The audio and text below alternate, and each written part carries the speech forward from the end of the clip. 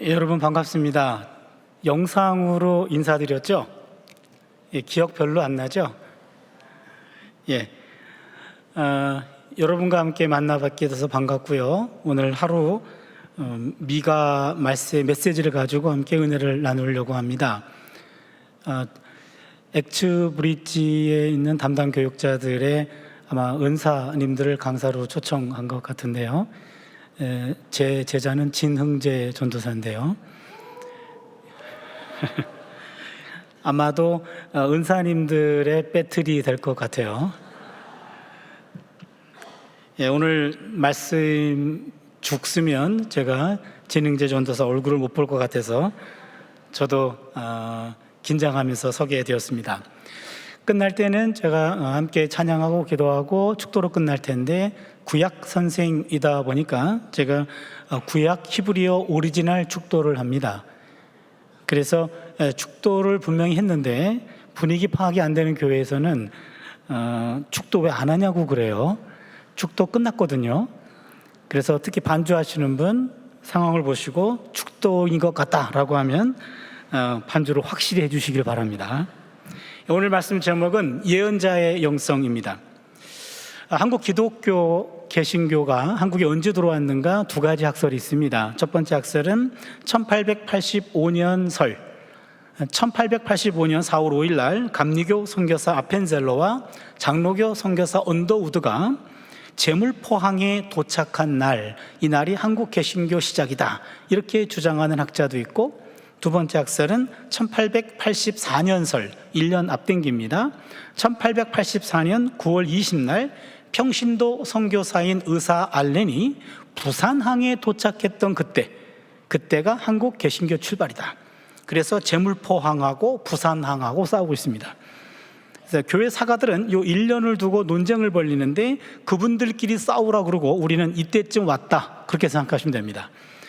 1885년 교육 목회자들이 왔던 때가 시작이냐, 아니면 1년 전에 평신도 선교사 의사가 왔던 때가 시작이냐 논쟁이 되겠습니다만, 우리는 일단 1884년서를 끌어들여서 현재 2023년이면은 139년째 된 겁니다. 그냥 쉽게 140년 전에 한국에 개신교가 들어왔다라고 생각하고 말씀을 들어가겠습니다. 선교 초기에 세 가지 사건이 있는데 이 세 가지 사건을 먼저 말씀드리려고 합니다. 첫 번째는 1885년 10월 8일 날 있었던 을미사변 명성황후의 시해 사건입니다. 40명의 일본 낭인들과 일본 수비대가 합세해서 경복궁 담을 넘었습니다. 궁궐을 지키고 있었던 조선 수비대와 교전을 벌였고, 수비대를 물리치고 난 다음 경복궁 뒤쪽에 있는 왕비 처소인 건청궁으로 침입했습니다. 곧바로 왕비의 친전인 곤영합으로 들어갔고, 거기서 명성황후를 찾아내서 무참하게 조선의 공모를 살해했습니다. 이 소식을 접한 고종, 가장 긴박한 순간에 첫 번째 했던 그 말은 거기 예수 믿는 사람 없습니까? 이 말이었습니다. 그 당시 최고 권력자가 가장 위험한 순간에 맨 처음 했던 말이 거기 예수 믿는 사람 없습니까? 라는 예수 믿는 사람을 찾은 겁니다. 두 번째 사건은 1899년 3월 1일입니다. 대한 그리스도인 회보에 실린 일입니다. 조선 왕조 만렙은 매간 매직이 심했습니다. 웬만한 관직은 돈으로 주고 돈으로 사고 팔곤 했습니다. 어떤 사람이 군수의 임지를 샀는데 하필이면 발령받은 지역이 북도입니다. 북도는 오늘날의 평안북도를 말합니다. 북도 군수직을 차지하게 됐는데 더 힘센 사람을 찾아가서 영남고을로 옮겨달라고 청탁을 합니다. 이유인즉슨 그 당시 평안북도는 기독교인들이 가장 많았던 지역입니다. 영남고을은 기독교인들이 거의 없었습니다. 돈을 주고 관직을 샀기 때문에 발령받은 그 기간 이내에 부정을 통해서 더 많은 돈을 뽑아내야 되는데 그것이 불가능하게 되자 더 힘센 사람을 찾아가서 청탁을 넣었고, 그것이 발견되어서 대한 그리스도인 회보에 실렸던 겁니다. 무슨 의미냐면 예수 믿는 사람들은 부정이 통하지 않는 사람으로 인정되었다라고 하는 것이 두 번째 사건입니다. 세 번째 사건은 1919년 3월 1일입니다. 3월 1일 이후 3.1운동입니다. 일본 수사관들끼리 주고받았던 대화가 10수년 전에 문서로 발견됩니다. 일본인 윗수사관이 아랫수사관에게 말합니다. 이번 일어난 폭동의 주동자들은 조선 야소교인들이기 때문에 조선인을 붙잡아 놓고 예수를 믿는지만 묻고 만약에 믿는다고 하면 무조건 잡아들여라 그랬습니다.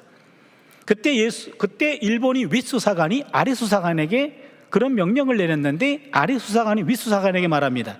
만약에 예수를 믿으면서도 안 믿는다고 하면 어떻게 할까요?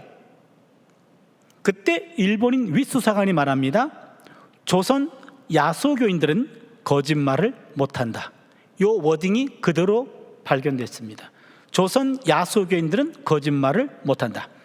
1919년 당시 기독교인들은 1.3%에 불과했습니다. 민족대표 33인 가운데 16명이 기독교인이었습니다. 3.1운동으로 투옥된 사람이 9,458명이었고 그 가운데 2,087명이 기독교인이었습니다. 3.1운동으로 투옥된 사람들의 22%가 기독교인이었습니다.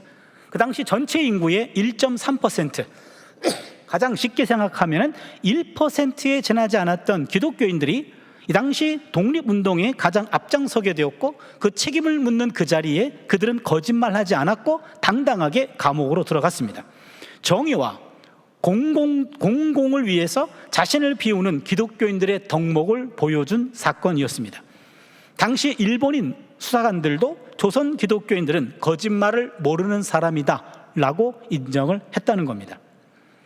이제 140년이 지난 오늘 한국교회는 지금 어떤 평가를 받고 있습니까? 요즘은 이순신형 기독교인이 증가한다고 합니다. 이순신 장군이 노량해전에서 나의 죽음을 아무에게도 알리지 말라라고 했듯이 내가 기독교인임을 아무에게도 알리지 말라. 이게 이순신형 기독교인이라고 하는 겁니다. 그러면 어찌해야 할까? 우리나라 선교 초기에 기독교는 민족의 등불이었고 민족의 희망이었습니다. 그때 우리 선배들에게는 분명히 있었는데 오늘 우리에게 상실된 것, 잃어버린 것, 그것이 과연 무엇일까? 그 잃어버린 것 가운데 가장 중요한 것 한 가지를 오늘 찾아보려고 합니다. 그 잃어버린 영성 가운데 하나가 바로 예언자의 영성입니다. 1919년 1월 20날입니다. 지미 카터 미국 대통령 취임식 할 때였습니다. 미국 대통령 취임식은 전 세계의 뉴스거리였고 전 세계가 바로 방영을 합니다. 대법관 앞에서 손을 들고 선서하면서 그다음에 취임자가 성경 한 구절을 읽는 순서가 있습니다. 그때 지미 카터는 미가 6장 8절 말씀을 읽었습니다. 전 세계인들이 보는 앞에서 미가 6장 8절은 울려 퍼졌는데 사람아 주께서 선한 것이 무엇임을 내게 보이셨나니 야훼께서 내게 구하시는 것은 오직 정의를 행하며 인자를 사랑하며 겸손하게 내 하나님과 함께 행하는 것이 아니냐. 6장 8절을 읽었습니다. 워낙 유명한 말씀인데 역사적인 순간에 6장 8절 말씀이 전 세계에 선포되자 더 유명해졌습니다. 만약에 여러분들 가운데 미가 6장 8절 말씀 오늘 처음으로 접한다라는 분은 좋은 말을 할 때 회개하셔야 됩니다. 우리나라에서 미가서를 연구해서 최초로 학위받은 미가 전공자가 바로 저입니다. 그래서 미가서를 가지고 설교를 게을리하는 것은 제가 나중에 천국 가서 미가 선배를 만나면 좀 혼날 것 같아요. 독일에서 유학할 때는 뻔질나게 미가를 찾더니 이제 조선 땅으로 넘어가더니 이제는 완전 나를 모르는 척하더라 라고 할까봐 한 번만 설교할 기회가 있다면 미가 6장 6절 8절 말씀을 설교하는 것을 저의 책무로 여기고 미가서 말씀을 깊이 있게 좀 나눠보려고 하는 겁니다. 미가 6장 8절이 핵심인데 8절을 이해하려면 6절부터 7절까지 말씀을 먼저 알아야 됩니다. 6절 7절을 제가 읽습니다. 내가 무엇을 가지고 야훼 앞에 나아가며 높으신 하나님께 경배할까? 내가 번제물로 1년 된 송아지를 가지고 그 앞에 나아갈까? 야훼께서 천천의 순양이나 만만의 강물 같은 기름을 기뻐하실까? 내 허물을 위하여 내 맏아들을 내 영혼의 죄로 말미암아 내 몸에 열매를 드릴까? 오늘 미가 6장 6절 7절 말씀은요, 고대 이스라엘 시대에 예배자들이 성소에 들어갈 때 그냥 아무렇게나 들어가는 게 아니라 성소 앞에 제사장이나 성전 문지기가 서 있습니다. 그래서 제사장이나 성전 문지기한테 컨트롤 받고 들어가게 돼 있어요. 그래서 예배자가 먼저 묻습니다. 내가 무엇을 가지고 야훼 앞에 나아가며 높으신 하나님께 경배할까요? 라고 하면서 제사장에게 묻습니다. 1년 된 송아지를 가지고 나아갈까요? 아니면 천천의 순양이나 만만의 강물 같은 기름을 드릴까요? 아니면 내 허물로 인하여 내 마다들을 드릴까요? 1년 된 송아지 번제를 말합니다. 또한 천천의 수만의 강수 같은 기름, 이거는 소제를 말합니다. 내 허물로 인하여 내 마다들을 드릴까요? 아브라함이 이삭을 바치듯이 이거는 속죄제를 말합니다. 오늘은 내가 번제를 드려야 될까요? 소제를 드려야 될까요? 아니면 속죄제를 드려야 됩니까? 라고 묻는 겁니다. 그러면은 제사장이 그 사람의 상태를 보고 당신은 오늘 번제를 드리시면 됩니다. 당신은 소제를 드리세요. 당신은 속죄제를 드리세요. 이렇게 제물을 알려주게 되어 있습니다. 그럼 6장 8절은 제사장이 가르쳐주게 되어 있는데 6장 8절에 제사장이 해야 할 순서에 예언자 미가가 인터셉트 해가지고 예언자의 가르침을 준 겁니다. 그러면 우리는 예언자의 영성이 6장 8절에 녹아 있는데 6장 8절을 이해하려면 먼저 제사장의 영성과 예언자의 영성은 어떤 차이점이 있는지 조금 정리하고 넘어가야 될 것 같아요. 첫 번째, 제사장의 영성입니다. 레위기 1장부터 7장까지 보면은요, 희생 제물에 대해서 자세히 가르쳐 주고 있습니다. 그런데 이러한 제사법은요, 오늘 우리가 보기는 레위기 1장부터 7장까지 읽기가 아주 거북해요. 따분해요. 어려워요. 그래서 통독할 때 가장 많이 넘어지는 것이 레위기 1장에서 넘어지는데, 레위기 1장부터 7장까지의 제사법은요, 구약시대의 사람들에게는 복음의 메시지였습니다. 죄를 용서받을 수 있는 구체적이고 실질적인 방법을 마련해 준 게 레위기 제사법이에요. 요 제사를 드리기만 하면 우리의 죄를 지워주겠다라고 하는 복음의 메시지가 들어가 있는 겁니다. 그러기에 하나님이 제시한 합당한 제물들은 우리의 죄와 우리의 허물을 벗을 수 있는 은혜의 수단이었습니다. 그렇기 때문에 빈손으로 오지 않고 그때그때마다 합당한 제물을 가지고 오라고 제사장들이 가르친 거고요, 이것이 예배자의 바른 태도입니다. 따라서 하나님께 드리는 제물도 중요합니다. 제사장의 영성이 잘못된 것이 아닙니다. 제사장의 영성은 우리의 상태에 합당한 제물을 하나님께 드려야 됩니다. 이것이 제사장의 영성입니다. 두 번째로, 시인의 영성도 조금 컬러가 달라요. 시인의 영성, 시인은 하나님은 제물보다 감사를 받으십니다. 이게 시인의 영성입니다. 시편 50편 13절을 보면 내가 수소의 고기를 먹으며 염소의 피를 마시겠느냐, 이 대목입니다. 당신들이 내게 가지고 오는 수소의 제물과 염소의 제물을 가지고 온다고 해서 내가 그거 고기 뜯어 먹겠냐, 피를 마시겠느냐? 따지고 보면 이 모든 수소와 염소들은 천산에 있는 모든 가축도 다 내 거거든. 내가 다 준 거거든.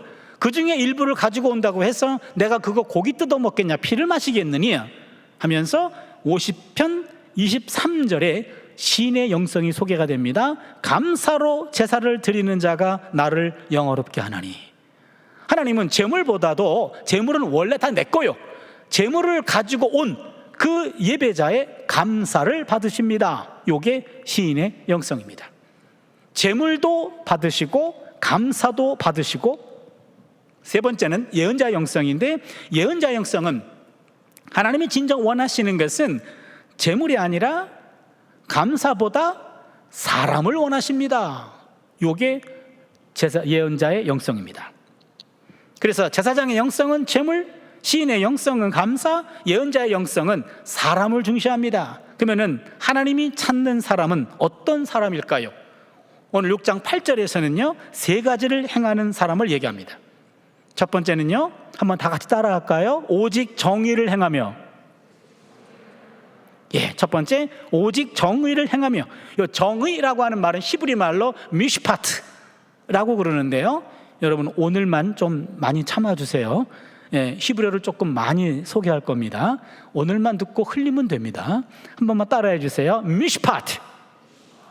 그 단어 꼭 기억해 주세요. 미슈파트라고 하는 말은 정의인데, 미슈파트를 행하는 사람이다, 그렇게 말합니다. 정의를 행한다. 정의를 행한다라는 말은 요 예언서에서는요, 한마디로 얘기하면 약자들의 권리를 보호해 주는 겁니다. 예언자들이 말하는 정의의 실천은 약자들의 권리를 보호하는 겁니다. 이사야 1장 17절을 보시면 선행을 배우며 정의를 구하며 학대받는 자를 도와주며 고아를 위하여 신원하며 과부를 위하여 변호하라 하셨느니라. 여기에 정의란 말이 뮤시파트예요. 정의를 구하는 것은 학대받는 자 도와주고 고아 신원하고 과부를 변호하는 겁니다. 한마디로 이야기하면 정의를 실천하는 것은 약자 돌봄과 약자 연대입니다. 정의를 실천한다는 말은 약자들을 돌보고 약자와 연대하는 것. 정의를 재는 척도는 약자의 권리가 보호되는 정도가 정의를 재는 척도입니다. 그 공동체가 정의로운 공동체인가, 그 가늠하는 척도는 그 공동체에 있는 약자들이 어떤 대우를 받고 있는가, 그 사람이 정의로운 사람인가, 그 사람은 약자를 어떻게 대우하고 있는가, 이것이 정의를 재는 척도입니다. 제가 1988년도에 독일 유학을 갔는데요, 그때 가서 충격적인 하나의 장면을 봤어요. 오체 불만족이란, 여러분 이런 얘기 들어보셨죠? 양쪽 팔, 양쪽 다리가 짧게 태어난 여자 청년들이 즐비했어요. 다 20대였어요.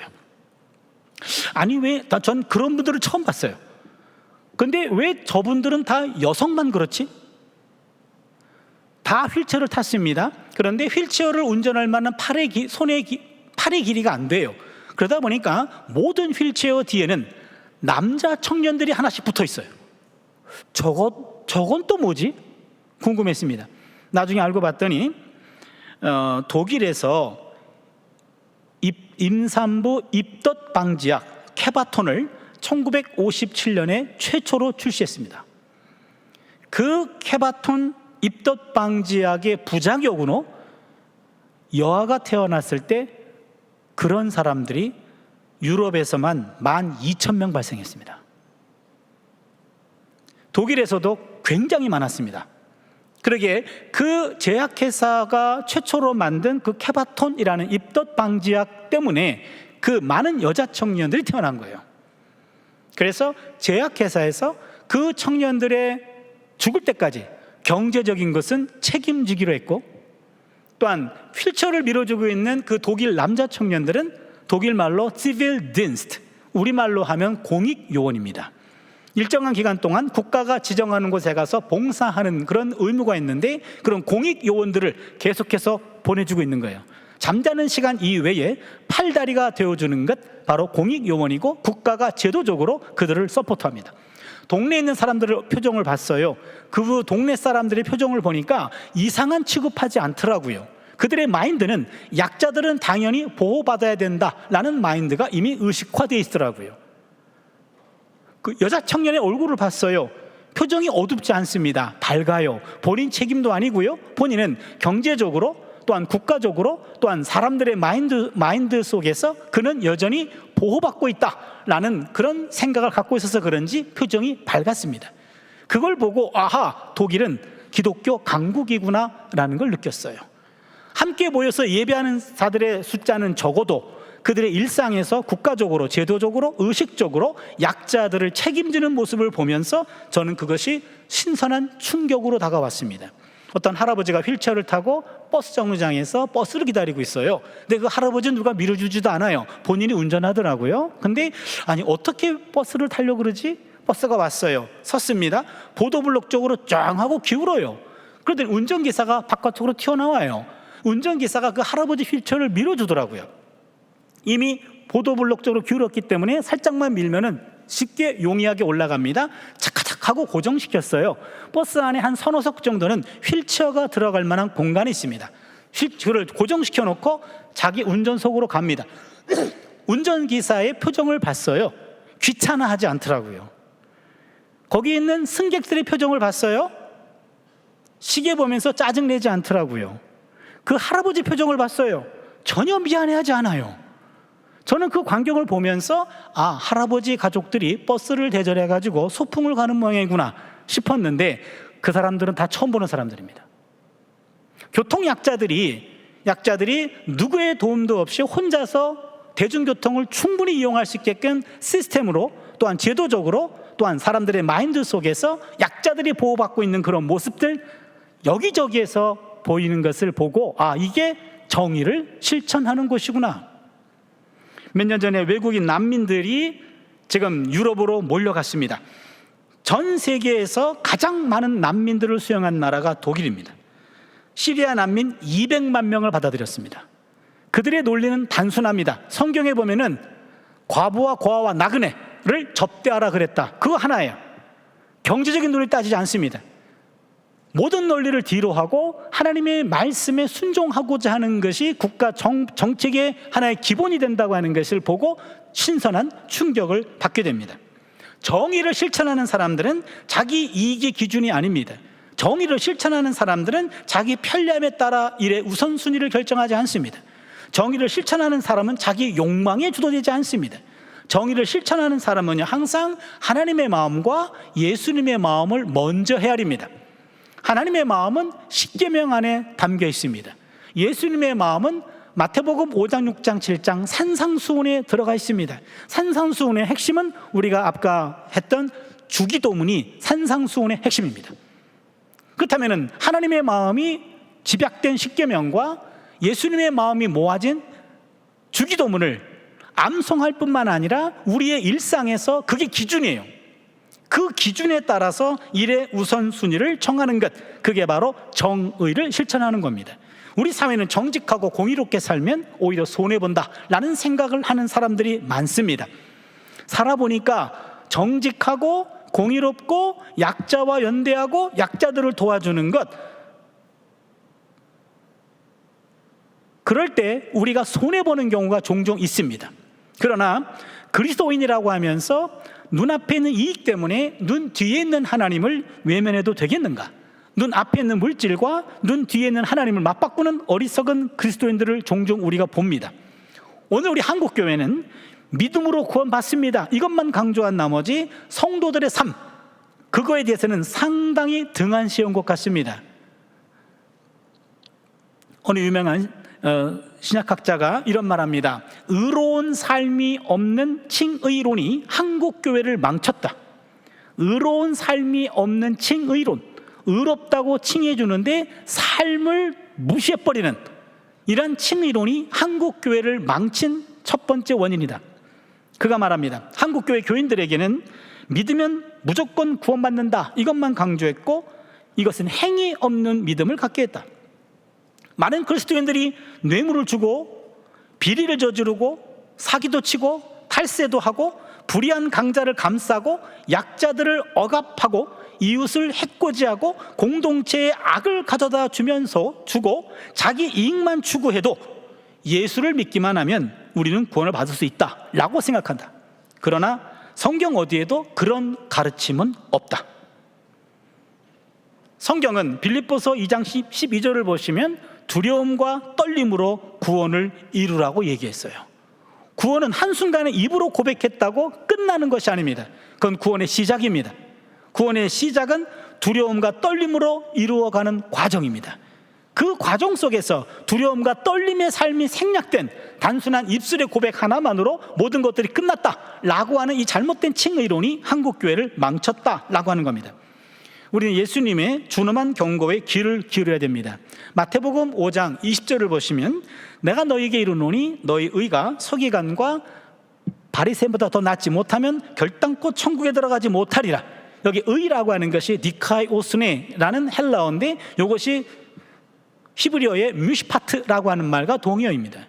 그러니까 우리의 삶이 의로운 삶을 살아내지 못한다면 우리는 결단코 천국에 들어갈 수 없다고 말합니다. 미가는 정의를 외치라고 말하지 않습니다. 정의를 실천하라고 말합니다. 오늘의 한국교회는 정의를 말로만 요구하지 말고 이제 정의를 삶으로 요구해야 됩니다. 세상은 복음의 소리보다 복음의 삶을 보여달라고 합니다. 전도학 책 가운데 복음을 사랑으로 말하라 라는 책이 있어요. 복음은 말로만 전해지는 것이 아니라 사랑으로 전해진다는 말입니다. 복음을 사랑과 정의로 말하는 우리가 되었으면 합니다. 두 번째입니다. 한번 따라할까요? 인자를 사랑하며. 여기 인자라는 말은 인자, 숙자, 말자 할 때 인자는 아닙니다. 여기 인자라고 하는 말은 히브리 말로 크세드라는 말의 번역입니다. 크세드라고 하는 말은요, 히브리어는요, 이 목젖을 긁어서 발음을 해요. 그래서 이 후두음이 발달되어 있는데, 예를 들면 아브라함의 하나님, 이삭의 하나님, 야곱의 하나님, 우린 부드럽게 넘어가는데 랍비들 발음하는 거 보면 아브라함, 이삭, 야곱 그렇게 돼요. 이제 아브라함, 이삭, 야곱 이런 식으로 목젖을 막 긁어요. 그래서 이 크세드라고 하는 것도 여러분 한 번만 따라해 주실 텐데, 한 번만 합니다. 마스크를 안 썼기 때문에 손을 좀 이렇게 가려주세요. 어떻게 하냐면 가래 뱉기 직전, 뱉으면 과한 거고 가래가 없으면은 부족한 거예요. 그래서 적절하게 가리시고 한 번만 따라해 주세요. 크세드. 약해. 한 번만 더. 크세드. 예, 그거예요. 그게 크세드란 말인데, 요거 7번 하면 목이 잠깁니다. 그래서 헤세드라는 말로 바꿔 불러요. 헤세드. 신앙생활 오래 하신 분들 한번 들어보셨을 거예요. 헤세드라고 하는 말은 우리말로 여러 가지로 번역됐는데 13가지로 번역이 됐어요. 가장 많은 번역이 인애예요. 인자, 자비, 긍휼, 선대, 선한 일, 불쌍히 여김, 아름다움, 13가지로 번역이 됐네요. 그래서 헤세드라고 하는 말은 의미 폭이 굉장히 넓어요. 그래서 헤세드만 연구해서 박사학위 받은 사람이 여러 명이 있어요. 그만큼 문맥에 따라 의미가 다양한 그런 단어가 헤세드인데, 오늘 번역은 인자로 번역했어요.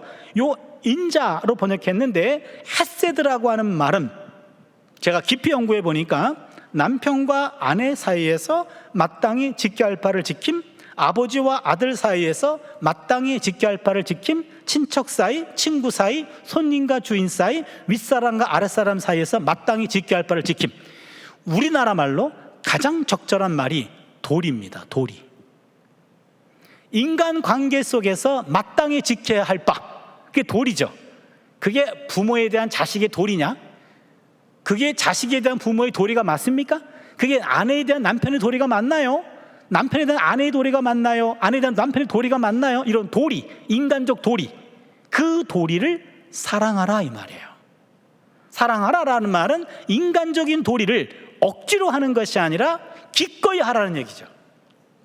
인간적인 도리를 기꺼이 하는 것, 이게 두 번째입니다. 아주 쉽게 한번 예를 들어 볼게요. 제 경우에 헤세드, 인간적 도리, 여러분도 마찬가지일 텐데, 직장과 교회와 가정이 우리가 주로 있는 동네죠. 직장과 가정과 교회. 여러분 같은 경우는 이제는 뭐 학원이나 학교, 그 다음에는 교회와 직장이 되겠죠. 저는 학교에서는 대학 교수입니다. 대학 교수는 제가 보기에 3가지 도리가 있어요. 첫 번째 도리는 연구입니다.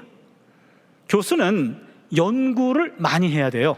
학생들은 자신들도 공부 안 하면서 공부 안 하는 교수를 어찌 그리 잘 알아보는지 모르겠어요. 그래서 교수는 연구를 많이 해야 됩니다. 두 번째, 교수의 도리는 교수입니다. 말 그대로 잘 가르쳐야 돼요. 잘 가르쳐야 되고, 그리고 성실하게 가르쳐야 돼요.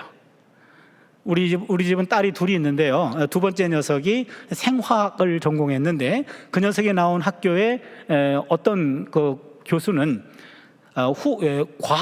전 세계 과학자 100인에 드는 사람이 한 2명 정도 있나 봐요. 그래서 그분들은 연구 업적이 탁월해요. 연구를 엄청나게 많이 하는 모양입니다. 그런데 연구만 하는 모양이에요. 2과목밖에 안 가르친대요. 그런데 학부생 한 30명밖에 안 되는데 벌써 2학기째인가 3학기째 그 교수 수업을 들었는데 학생들 이름을 하나도 모른대요. 그리고 지난주에 우리가 어디까지 강의했니? 라고 항상 물어본대요.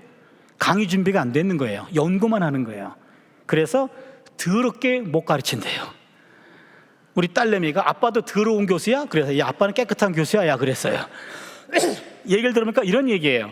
그래서 교수가 학생들을 가르칠 때는요, 학생들의 숫자가 많든 적든 적어도 내 수업을 들어오는 학생들의 이름 정도는 기억해야 되죠. 학생들은 복도에서 이름을 불러주잖아요. 그 학생의 수업 태도가 바뀌어요. 교수가 내 이름을 안 해? 태도가 바뀌어요. 간혹 가다가 그 학생의 여친 이름을 말해주잖아요. 그 학생의 전공이 바뀌어요. 구약으로 다 바뀝니다. 그리고는 그 인생을 맡기는 경우도 있어요. 자기 주변 사람들에게 관심을 갖고 이름 한번 불러주는 것으로도 인생이 바뀌어요. 내 수업을 들어오는 학생들이 많을 때는 100명도 들어오고 그러는데 중간고사 전까지는 다 이름을 외우는 게 제 숙제입니다. 끝나고 나면은 졸업할 때도 졸업 이후에도 이름을 기억하는 학생들이 많아요. 이름 한번 불러주기, 학생들에 대한 관심을 갖고 교육한다면 똑같은 내용이라 그래도 나를 개인적으로 존중해주는 교수 강의가 더 잘 들려오는 거죠. 바로 하나의 가르침도 그냥 매일매일 지워지는 가르침이지만 학생들을 인격적으로 대하고 이름을 기억하고 그 사정을 기억하면서 학생들을 대할 때 교수 효과가 달라지죠. 세 번째는 봉사죠. 전문적인 지식을 가지고 사회가 필요할 때 사회에서 얼마든지 인터뷰를 해주고 그 다음에 만나주고 이야기를 해주는 봉사의 의무도 교수의 도리죠. 교회 갑니다. 교회 목사이죠. 저는 목회를 하지 않고 협동 목사인데 세 가지 또 목사의 도리가 있어요. 첫 번째 도리는 설교. 목사는 설교의 도리가 있습니다. 그래서 저를 목사로서 어느 교회가 설교로 초청해 준다면 만사를 제껴놓고 이렇게 오려고 해요. 그러니까 여러분들한테도 이렇게 왔잖아요. 사실은 어젯밤에 우리 가족들과 좀 해외여행을 갔다 와서 어젯밤 11시에 도착했어요. 그리고 오늘 아침에 10시하고 12시에 일산에 있는 교회에서 설교를 2탕을 뛰었어요. 그리고 오늘 여기 왔어요. 그래서 지금 사실은 좀 미안해요. 좋은 몸 컨디션 가지고 와야 진흥재 전도사가 얼굴이 펼 텐데 지금 몸 상태가 안 좋은 상태에서 오긴 했어요. 그러나 설교자로서의 초청은 얼마든지 제가 가야 되는 의무로 생각하고 있고, 그래서 매주 다양한 교회에서 초청을 받아 설교에 응하고 있고 기쁨이고 또한 의무이기도 합니다. 목사로서. 두 번째는요, 목사의 도리는 신방. 저는 목회하는 목사가 아니거든요. 저는 교수거든요. 그런데 제가 협동 목사로 있는 교회에 오래 있다 보니까 어떤 권사님은 병원에 입원하셨는데 차준희 목사님이 오셔서 기도해 주면 날 텐데 라고 말하시는 분들이 종종 있어요. 저는 바빠가지고 못 가거든요. 목사님 가시고 사모님 가시고 뭐 전도사님 그다음에 장로님 권사님들 다 신방 가셔요. 근데 들려오는 소리가 차준희 목사님이 오셔서 기도해 주면 날 것 같은데 계속 들려요. 뭔 얘기입니까? 오란 얘기 아니에요? 그러면은 주중에 바쁜 시간에 시간 내 가지고 가요. 그리고 권사님 손을 잡아드리고 기도를 해드려요. 근데 권사님이 나요 또. 그럼 저는 알죠. 제 속은 불만 충만인데 우리 권사님은 믿음 충만이라. 권사님이 믿음 때문에 낫는 거예요. 그럼 내가 의사도 아닌데 내 손 한번 잡아주고 내가 기도해주면 낫겠다라고 한다면은 가야죠, 당연히. 목사로서 신방의 도리도 저한테는 소중하고 귀합니다. 세 번째는요, 또 상담인 것 같아요. 목사의 도리로서 성도들이 목사님 나 좀 만나주세요 라고 하면 상담의 도리, 이것도 중요하죠. 제가 보기에는 설교, 신방, 상담 가운데 상담이 제일 힘든 것 같아요. 어느 날 교회 청년이 학교 연구실로 전화가 왔어요. 목사님, 뭔 일이냐? 좋은 일이 생겼어요. 그래? 그래서 어쩌자고? 시간 좀 내주세요. 제가 크게 쏘겠습니다. 그런 거예요. 그럼 정말 좋은 일이니? 예, 좋은 일이에요. 그래, 그러면 나 바쁘니까 내 통장에다가 쏴. 그렇습니다. 한 끼 얻어먹으려고 갈 시간 없으니까 그렇게 쏘고 싶으면 통장에 쏴, 그 얘기예요. 그건 안 만나도 돼. 그렇다고 통장에 쏘는 청년 한 명도 없어요. 그냥 말해주고 싶은 거죠. 그거는 안 만나도 돼, 안 먹어도 돼, 그냥 문제가 없어요. 어느 집사님이 전화를 하셨어요. 목사님 좀 만나주세요. 무슨 일이신데요? 만나서 얘기할게요. 혹시 무슨 일인지 좀 만나서 얘기할게요. 한 번 더 얘기하면은 끊어버리고 안 볼 것 같아요. 그래서 예, 알았습니다. 제가 언제 만나죠? 만났어요. 만났는데 만나자마자 울고 불면서 막 얘기를 하는 거예요. 결혼하신 분인데 부부 사이에 은밀한 일이에요. 그 은밀한 일을 저한테 다 얘기하는 거예요. 나를 인간으로 보지 않는 거예요. 그 얘기를 듣는데 너무 민망하고 너무나 불편하고 너무나 지금 이거 왜 나한테 다 얘기하지? 근데 울면서 얘기하기 때문에 그것을 말렸다가는 다시 처음부터 돌아갈까 봐 말리지도 못하고 그냥 듣기만 해요. 너무 민망한 얘기예요. 한 4시간 동안 얘기를 해. 다 들었어요. 다 끝났어. 그랬더니 목사님 기도해 주세요. 아, 예, 기도합시다. 기도하는 동안에 눈 뜨고 봤는데 그 사이에 다 화장을 고쳤어. 얼굴이 환해졌어. 그리고 할렐루야 그러고 가셨어. 저는 할렐루야가 아니에요. 그 이야기를 내가 들었는데 이거는 내가 혼자서 소화하기 너무나 힘들어. 누구한테 말하지 않고서는 내가 일상으로부터 복귀가 불가능해. 그러나 누구한테도 말할 수 없어요. 이거 어떻게 하면 좋습니까? 집에 가면 제 아내가 듣고 잠그는 은사가 있으신 분이에요. 4시간 동안 들은 것 2시간이면 유학발자가 가능해요. 2시간 동안 다 이야기합니다. 제 아내는 잘 들어줘요. 저는 해방됐어요. 이분 어떻게 푸는가 싶었더니 잠자면서 잠꼬대로 풀더라고요. 아무튼 그 두 사람의 이야기를 은밀히 우리가 들어주고 우리는 그렇게 해결하고 그분들은 해방됐어요. 안 좋은 이야기들을 때로는 들어줘야 할 때가 있거든요. 그때 진심으로 들어주고 진심으로 기도해주는 상담도 목회자들에게는 필요한 것 같아요. 세 번째로 집에 가면 가정이죠. 장남이고 맞사위예요. 맞사위와 가장 또 맏아들로서의 또한 그런 도리가 만만치 않아요. 아내가 한 분 계시는데 아내가 한 분밖에 없는 게 얼마나 감사한지 몰라요. 때로는 그 한 분의 비위 맞추는 것도 만만치가 않아요. 솔로몬은 1000명의 사모님을 모시고 살았어요. 솔로몬의 지혜가 가히 짐작이 됩니다. 그래서 한 분의 남편 노릇하는 것도 때로는 만만치 않아. 집에 딸이 2분 계시다 그랬는데 2분 중에 한 분이 자기는 A형이라 그러는데 내가 보기에는 더블 A형 내지는 트리플 A형 같아요. 어렸을 때 집에를 들어갔는데 집에 들어가면 꼭 우리 아이들을 한 번씩 안아주거든요. 안아주는데 어느 날 앉기도 전에 팩 토라져가지고 지방으로 들어갔어요. 제가 왜 그러냐고 따라 들어갔어요. 따라 들어갔더니 너 왜 그래 그랬더니 아빠 눈이 자기를 무시했대요. 난 아무 말도 안 했어.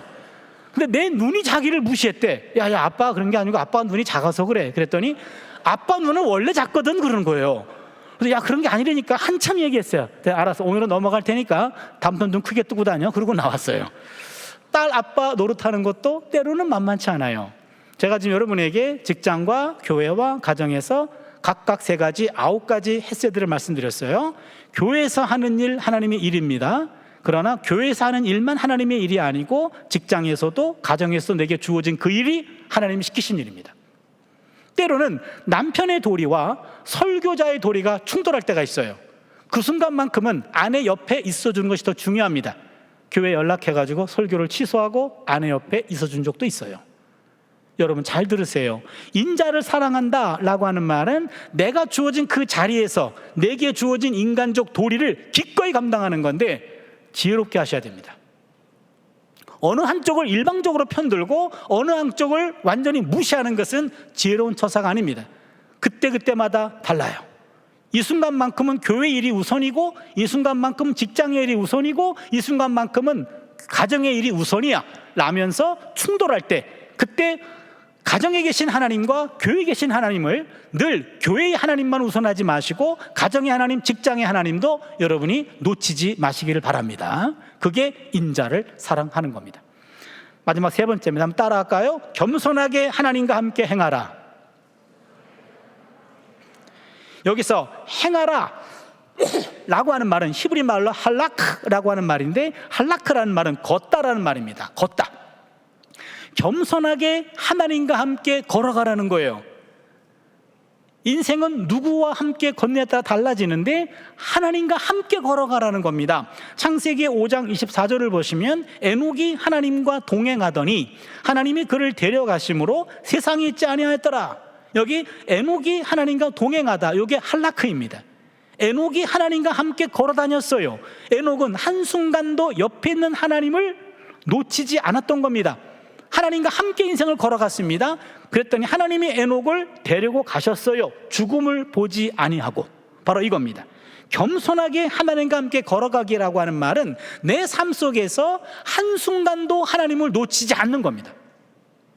옆에 있는 하나님을 놓치지 않는 것, 옆에 있는 하나님을 인정하는 것, 그게 겸손하게 하나님과 함께 걸어가기입니다.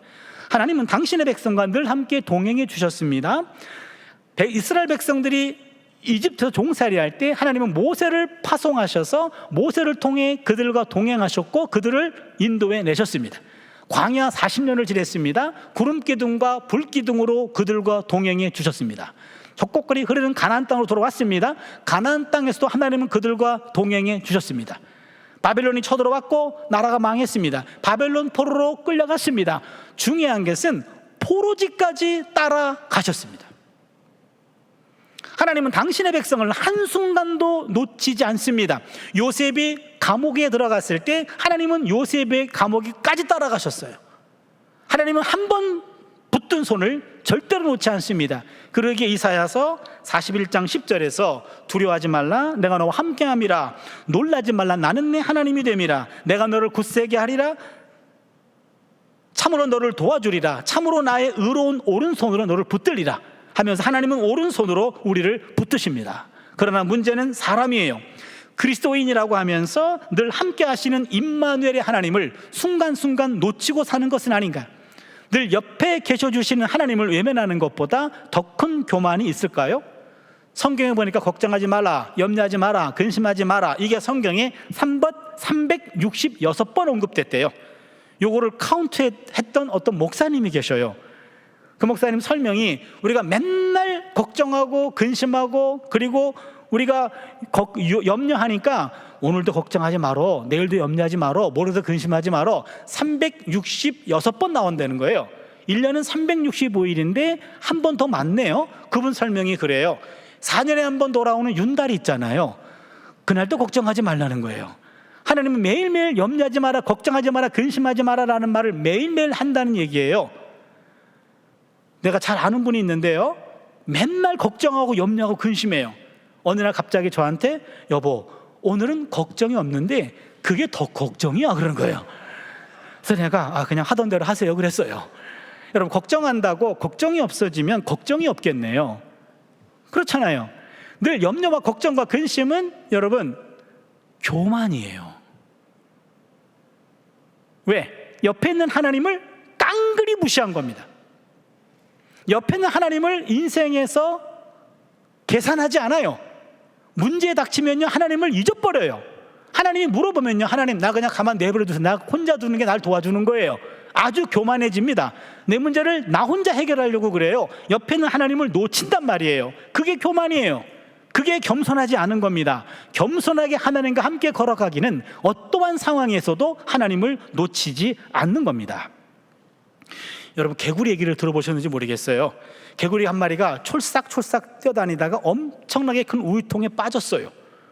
상황을 보니까 전혀 빠져나갈 방법이 없네. 이 개구리가 결단합니다. 이왕지사 일이 된 것, 이 흰 우유 고급진 거 다 먹고 죽어야 되겠다 하고 울컥 하고 막 들이제낍니다. 막 들이제끼는 배가 막 올라옵니다. 마지막으로 울컥하는 순간 배가 뻥 터졌어요. 개구리 한 마리가 널브러져 있어요. 그 다음날 아침에 우유통 주인이 봤더니 뽀얀 개구리 한 마리가 서거하셨어요. 집어서 버렸어요. 그런데 또 한 마리 개구리가 촐싹촐싹하고 또 들어왔어요. 아이고, 얘는 또 내일 버려야 되겠네. 그런데 오늘 들어온 개구리는 어제의 개구리와 달라요. 오늘 들어온 개구리는 눈빛이 살아있어. 반짝반짝해. 그리고는요, 자꾸 입을 열어 뭔가 말을 하고 있어. 주인이 귀를 갖다 댔더니 주여 삼창을 하고 있어요. 이 개구리는 미친 개구리나 싶었습니다. 그 다음날 새벽에 더 일찍 갔어요, 버리려고요. 그런데 이 개구리가 밤새도록 땀을 뻘뻘 흘리면서 앞다리와 뒷다리를 몸 휘저으면서 밤새도록 기도한 거예요. 주인이 보는 앞에서 우유가 치즈가 됐어요. 뒷다리에 힘을 주고 우유통을 빠져나갔어. 주인은 그 개구리를 할렐루야 개구리라고 이름을 붙였어요. 똑같은 절망적인 상황입니다. 절망적인 상황에서 절대자를 붙잡은 거예요. 여러분, 이겁니다. 절망적인 상황에서 절대자를 놓치는 건 교만이고, 절대자를 붙잡는 것은 겸손하게 하나님과 함께 걸어가는 겁니다. 말씀을 정리할게요. 오늘 미가 예언자가 말하는 예언자의 영성은 구약시대의 황금기였던 주전 8세기라고 말합니다. 아모스와 호세아와 이사야의 핵심적인 영성이 이 안에 농축된 겁니다. 아모스 5장 24절, 오직 정의를 물같이 공의를 마르지 않는 강같이 흐르게 할지어다. 여기 정의, 미슈파트, 이게 아모스 예언자의 핵심적인 영성입니다. 그래서 아모스는 정의의 예언자라는 별명이 붙어 있어요. 호세아 6장 6절, 나는 인애를 원하고 제사를 원하지 아니하며 번제보다 하나님을 아는 것을 원하노라. 여기 인애, 이게 헤세드입니다. 나는 인간적인 도리를 원하고 제사를 원하지 아니하며 번제보다 하나님을 아는 것 원한다. 인간적인 도리가 예배보다 우선이다.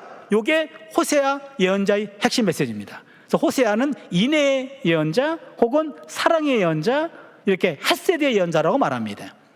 이사야 7장 9절, 만일 너희가 굳게 믿지 아니하면 너희는 굳게 서지 못하리라. 여기 이사야 7장 9절이 이사야의 핵심 구절이에요. 절대 믿음입니다. 그렇다면 미가가 6장 8절에서 정리하고 있는 오직 정의를 행하며 인자를 사랑하며 겸손하게 하나님과 함께 행하라 라고 하는 것은 8세기 예언자인 아모스의 정의, 호세아의 헤세드, 그 다음에 이사야의 절대 믿음, 요 세 가지를 받은 거예요. 저는 마태복음 23장 23절을 읽으면서 전율을 느꼈습니다. 화살진저 외식하는 서기관들과 바리새인들이여, 너희가 박하와 회당과 근처에 11조는 들이되 율법에 더 중한 바 정의와 긍휼과 믿음은 버렸도다. 그러나 이것도 행하고 저것도 버리지 말아야 할지니라. 여러분, 마태복음 23장 23절은요 예수님의 어록이에요. 예수님의 유언이에요. 직접 하신 말씀이에요.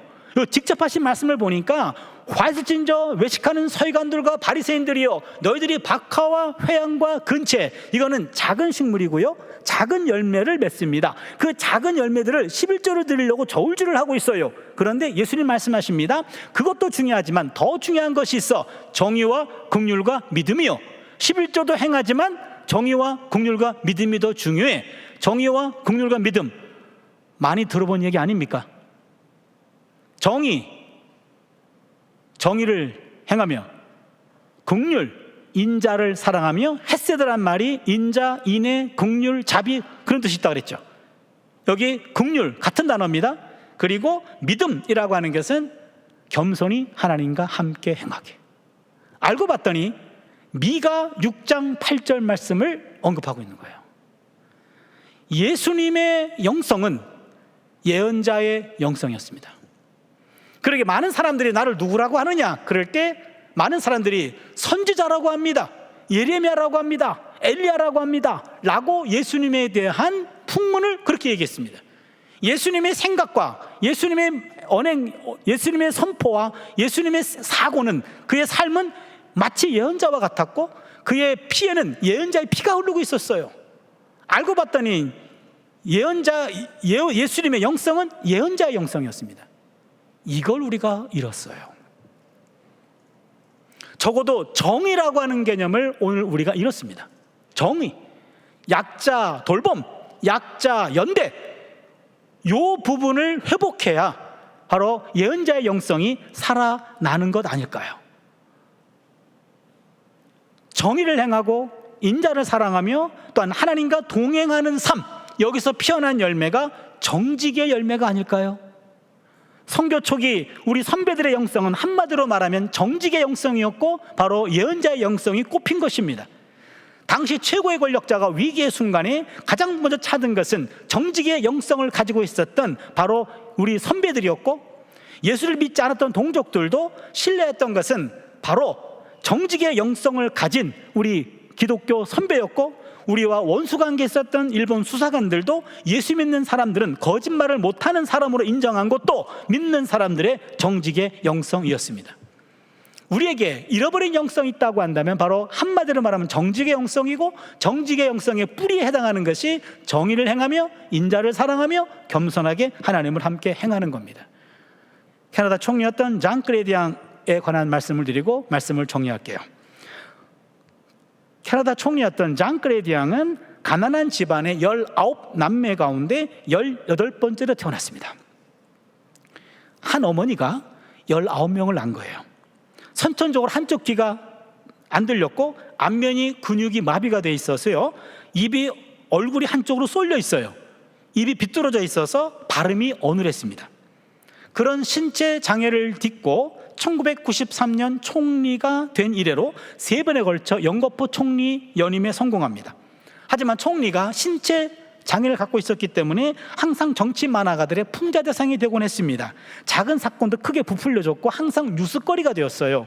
이 장크레디앙이 선거 유세를 다닐 때 일이었습니다. 여러분, 저는 언어 장애를 가지고 있습니다. 그 때문에 오랜 시간 고통을 당하기도 했습니다. 하지만 지금은 제가 가진 언어 장애 때문에 제 생각과 의지를 전부 전하지 못할까 봐 고통스럽습니다. 인내심을 가지고 제 말에 귀를 기울여 주십시오. 저의 어눌한 발음이 아니라 그 속에 담긴 제 생각과 의지를 들어주셨으면 감사하겠습니다. 그때 반대파의 누군가가 소리칩니다. 하지만 한 나라를 대표하는 총리에게 언어장애가 있다는 것은 치명적인 결점입니다. 사퇴하십시오. 이때 장크레디앙은 어눌하지만 단호한 목소리로 말했습니다. 저는 말을 잘 못합니다. 그래서 거짓말도 잘 못합니다. 이 말 한마디였어요. 저는 말을 잘 못합니다. 그래서 거짓말도 잘 못합니다. 이 말 한마디에 청중에 큰 감동을 주었고 캐나다 국민들의 마음을 3번 움직였고요. 이 크레디앙의 열정과 성실과 정직은 캐나다 총리 역사상 최고의 총리로 그를 기억하는 그런 결과를 낳게 되었습니다. 오늘 말씀을 정리할게요. 기독교 140년 역사 속에 오늘의 한국교회가 가장 추악하고 가장 미약하고 가장 부끄러운 그런 기독교 역사를 지금 지나가고 있습니다. 여러분 책임이 아닙니다. 가장 책임이 있다면 저 같은 목사고 신학자에게 더 큰 책임이 있을 것 같아요. 그러게 호소합니다. 우리 선배들에게 실패했던 그런 모습을 반면교사로 삼으시고요. 140년 전 우리 초창기 한국교회 초대교회 선배들이 가졌던 1.3%에 지나지 않았던 그들이 99%의 마음을 사로잡았던 그 영성, 그게 예언자의 영성이고요. 오직 정의를 행하고 인자를 사랑하며 겸손하게 하나님과 함께 행하는 그 길을 여러분 걸어가 주시기를 바랍니다. 그래서 예수 믿는 사람들은 그래도 거짓말은 안 하더라 라고 하는 것, 그것 하나, 이것 하나를 세우는 것이 바로 한국교회의 날개 꺾여서 추락하고 있는 오늘의 한국교회를 되살리는 하나의 비상으로 넘어가는 그 터닝 포인트에 여러분이 그 자리에 서 계셔 주시기를 바랍니다. 다윗의 참회기도 시편 51편 10절에 하나님이여 내 속에 정한 마음을 창조하시고 내 안에 정직한 영을 새롭게 하소서. 이런 기도가 아침 이슬 같은 여러분들의 기도, 그리고 우리의 기도가 될 수 있기를 바랍니다. 여러분 모두 일어나셔서 함께 찬양 드리고요, 함께 마무리하는 기도를 드리도록 합니다. 이 땅의 황무함을 벗어서 하늘의 하나님, 긍휼을 베푸시는 주여, 우리의 죄악 용서하소서. 이 땅 고쳐주소서. 이제 우리 모두 하나 되어 이 땅에 무너진 기초를 다시 쌓을 때 우리의 우상들을 태우실 성령의 불 임하소서. 부흥의 불길 타오르게 하소서. 진리의 말씀 이 땅 새롭게 하소서. 은혜의 강물 흐르게 하소서. 성령의 바람 이제 불어와 오 주의 영광 가득한 새날 주소서. 오 주님 나라 이 땅에 임하소서. 뜻을 새기면서 함께 찬양 올리겠습니다.